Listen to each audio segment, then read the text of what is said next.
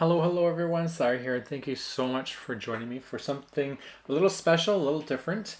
I am partaking in Kendra Card Challenge 7's video, hop, and giveaway. So that means that you actually have a chance of winning prizes, which is quite awesome, especially if you see what they are. All this information is in the description box down below. I will be creating card sketch number 8. And if you look in the description at the top of it, you will see who is in line to be next. So in total, there will be 15 YouTubers who are going to create one sketch each. So it's kind of fun just to see how everyone interprets these sketches. And definitely don't forget to thumbs up and leave awesome, beautiful comments because we do love to hear from you. And also remember that you can use the hashtag KCC7 giveaway hop, and that will take you to all of our videos all in one place. So you can pick and choose which one you would like to see.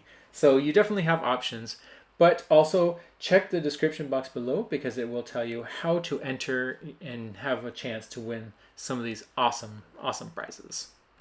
And okay, let's get on to card number 8. I hope you're all excited to see what I create, even though my thumbnail on YouTube will show you exactly what it is. This was recorded in real time, but it ended up being about 30 minutes, so I decided to just remove all the audio, and then I'm just going to do it right in the fly right now. I'm just going to zip through this so we get a nice short video for once. I am following this sketch pretty closely, which you can see in the top right hand corner there. So I am starting with a nice beautiful piece of red cardstock which measures 5¼ by 4 inches, and that was made from some American Craft linen cardstock, I believe. And then I took my 2 strips that were cut and I matted them with some white, and then it matches the border around the card. For the piece in the center that measures 2 by 4 inches, it is a piece of vellum. And I really enjoy using vellum right now. I'm just having a lot of fun with it. The trick is you need to figure out where to glue it without it showing. So you'll see what I do. I did cut out this red circle with the white circle in the center, the scallop. And I was just showing to the camera that I have a little stitch mark there. I thought it was kind of fun and I wanted to show it off. And so I'm going to be using that as my sentiment. And I propped up my sentiment, which the paper collection that I'm using is Simple Stories, something about summer farmhouse. Anyways, one of the cutouts had the sentiment and the watermelon. And so I trimmed them all out and leaving a little bit of a border around it. And then I decided to use those as my sentiment and embellishment. So I propped up the "You're So" into the center of the circle with the scallop, and the watermelon crooked on the left, and with the word "sweet" put across on an angle on both of them. I will prop this up with some foam squares just to give it some nice height.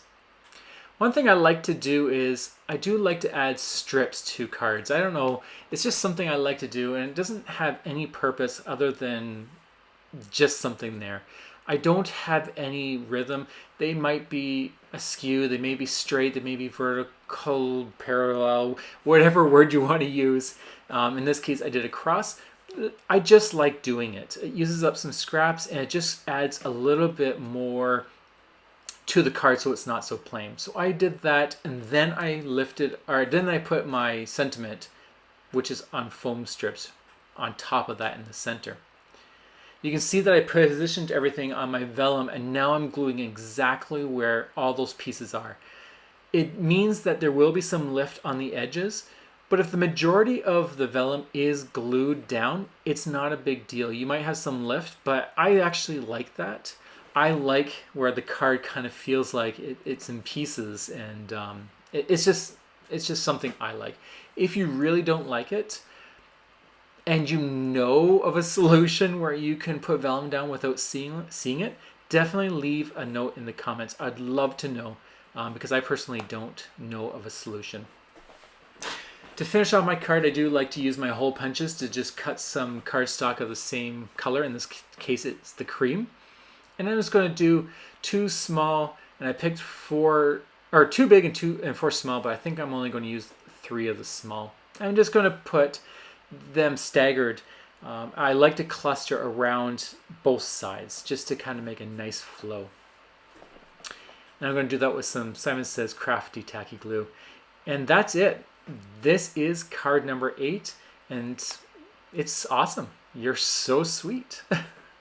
Thank you so much for joining me on this adventure. I would like to invite you to join the challenge. It's a lot of fun. It is open to card makers worldwide. And the neat thing is there's a lot of prizes to be won, and it is done quarterly. Throughout the quarter. And what that means is that each month you have a chance of winning a prize if you submit your cards. All the information, links to where you can download the PDF and other important information, all be found in the description box below. Anyways, thank you so much for joining me. I do hope this has created some inspiration for you. I hope you maybe check out Kendra's Cards Challenge. Check out their website, see what they have to offer, and just think about it. It might actually be something a lot of fun if you haven't done so before. The Facebook group definitely has a lot of awesome people there, very friendly and welcoming. So anyways, once again, thank you so much for joining me. I do hope you have a wonderful, beautiful day. And until the next time, I'll talk to you later. Bye.